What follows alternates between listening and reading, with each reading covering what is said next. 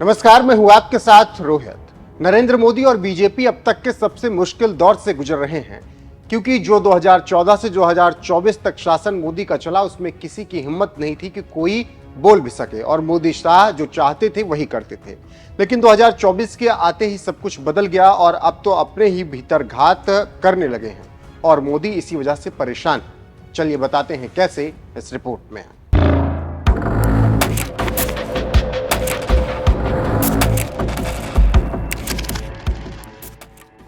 पहला सत्र और पहले ही सत्र में मोदी के लिए त्राहिमाम त्राहिमाम हो गया और बीजेपी के द्वारा लाए गए 6 बिल वापस ठंडे बस्ते में भेज दिए गए और इसका नतीजा यह हुआ कि विपक्ष मजबूती के साथ उभरा और एनडीए धरातल पर आने लगा।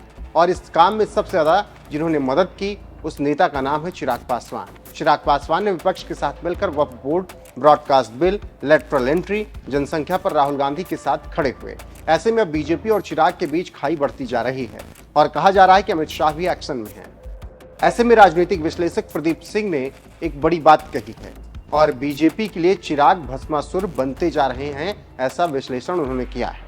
इसके पक्ष में प्रदीप कहते हैं कि एनडीए के द्वारा लाए गए बिल, लेटरल एंट्री और जाति में आरक्षण के मुद्दे पर नीतीश कुमार और नायडू कुछ नहीं बोल रहे हैं, लेकिन इन मुद्दों पर चिराग खुलकर बोल रहे हैं और विपक्ष के साथ खड़े दिख रहे हैं। ऐसे में बीजेपी परेशान है और उसी का नतीजा है कि बीजेपी असमंजस में घबरा रही है।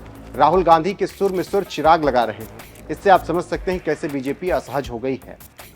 जानकारों की माने तो चिराग पासवान के मन में क्या है, यह लोगों के लिए एक अबूझ पहेली बनी हुई है। चिराग की पार्टी एनडीए का हिस्सा है, वो खुद नरेंद्र मोदी सरकार में शामिल है। उसके बावजूद चिराग पासवान का बर्ताव पार्टी से अलग है। जब चिराग पासवान की पार्टी टूट गई थी और अलग थलग पड़े थे तो अपने आप को मोदी का हनुमान कहते थे। फिर किस्मत बदली और 2024 लोकसभा चुनाव में पशुपति पारस का साथ छोड़ चिराग को तरजीह दी गई और किस्मत फिर चमक गई। लेकिन इस बार मोदी सरकार के फैसलों या एनडीए के स्टैंड पर ही चिराग हमलावर हो गए हैं और बयानों से लग रहा है कि एनडीए में रहते हुए उनकी भूमिका विपक्ष जैसी हो गई है। कई बार विपक्षी नेताओं के सुर में सुर मिलाने ते वो नजर आते हैं। आप जानते हैं कि राहुल गांधी जातिगत जनगणना की मांग कर रहे हैं और केंद्रीय मंत्री चिराग पासवान भी सुर मिलाने लगे हैं। जातिगत जनगणना का समर्थन और अकेले विधानसभा चुनाव लड़ने की घोषणा मोदी सरकार और बीजेपी के खिलाफ उनकी ताजा स्टैंड है। आप जानते हैं कि इससे पहले आरक्षण पर सरकार के स्टैंड के खिलाफ चिराग पासवान बयान दे चुके हैं। दलितों के भारत बंद का समर्थन किया, जिसका विपक्ष भी पहले समर्थन में था।